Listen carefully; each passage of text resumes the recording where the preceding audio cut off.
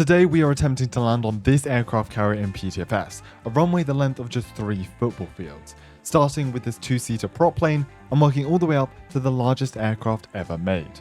Subscribe to help us hit 500k before the summer update, and let's begin. Our first aircraft, the Cessna 172 with the student pilot livery on the side. And you know what? We don't even need to take off on the runway. 70 knots and we are airborne. Look at that, less than 100 meters. In theory, this should be incredibly easy and a good place to start off and get some practice in. This thing is so easy to fly. We're gonna butter this landing, watch this. Oh, not bad, not bad. Okay, and we are down with plenty of runway to spare, may I add. That most definitely was the easiest landing of them all. It is only going to get harder from here.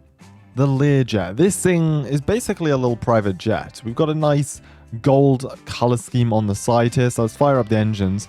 We've actually got jet engines on this thing rather than the propellers we had on the Cessna.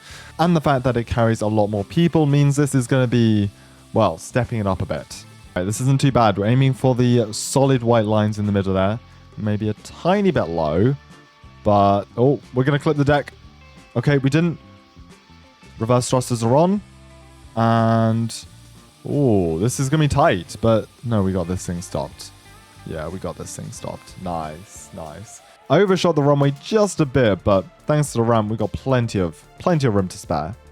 Up next is the F-18. And yes, we're going to take off and land here because theoretically, a jet like this can land on an aircraft carrier.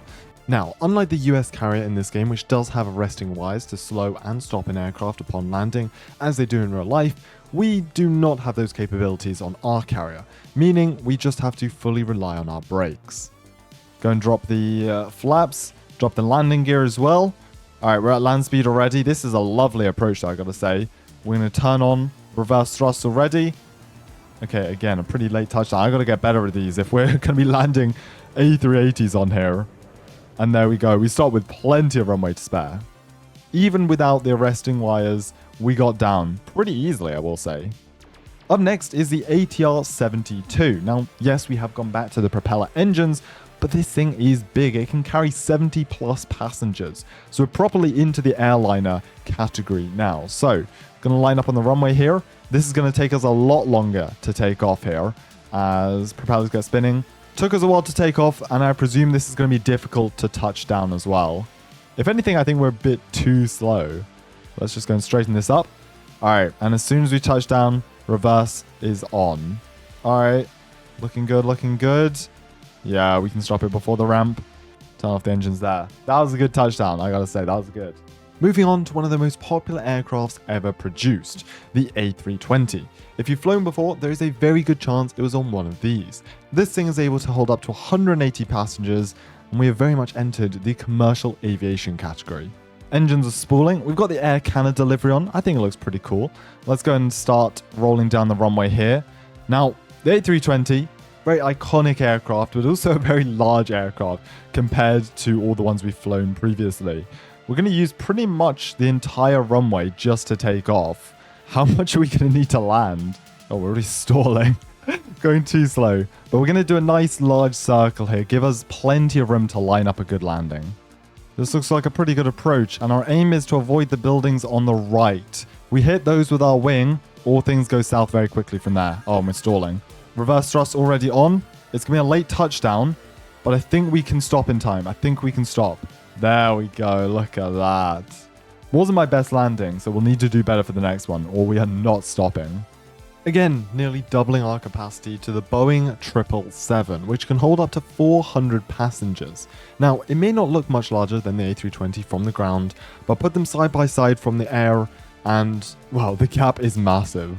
I want to show you how many seats really are in this thing. So, we've got first class up here. Just behind that, we've got business, then premium economy, and then all the way back here, this is all the economy seats. This plane can fit a lot. All right, it's time. I'm going to go and throttle up the engines here and take off. This thing is massive. As you can expect, not the fastest acceleration from this thing, and we will most definitely be using the entire runway to take off. Beautiful. We are in the air. We're going to make a sharp bank to the left and set ourselves up for an approach. Oh, we're stalling. We're stalling. Pull up, pull up, pull up, pull up.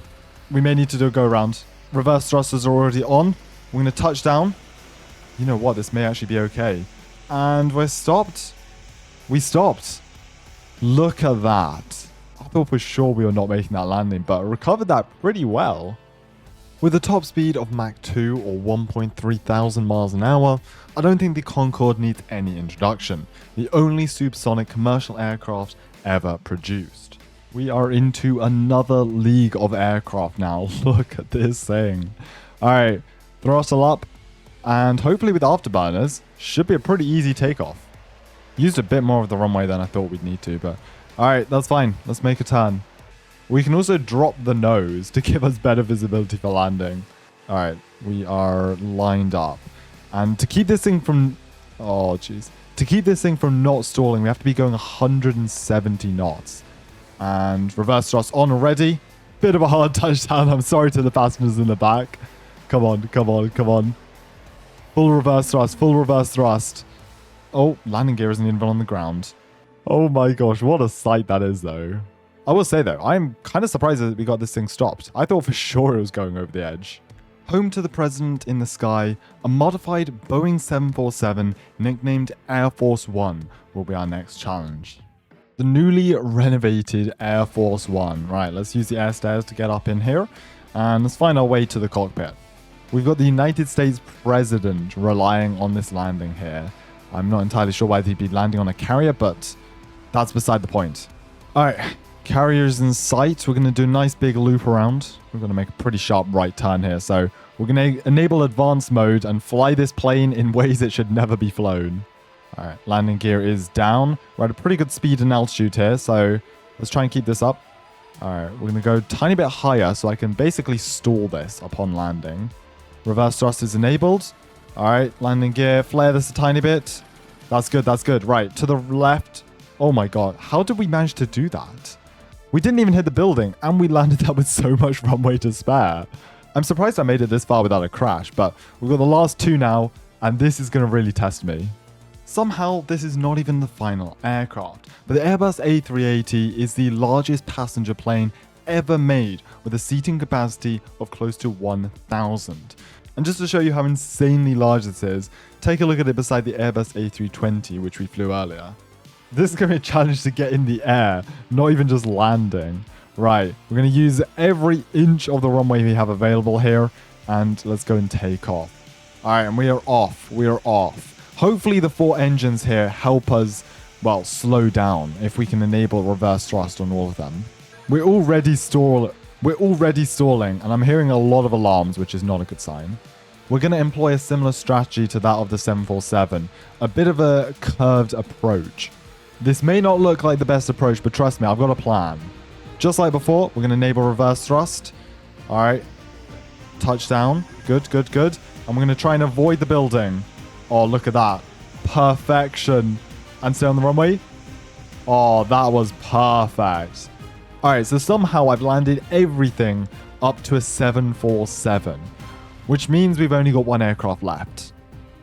And finally, we have reached the Antinov 225. This is a one-of-a-kind aircraft that was unfortunately destroyed in real life back in 2022, but still lives on in-game.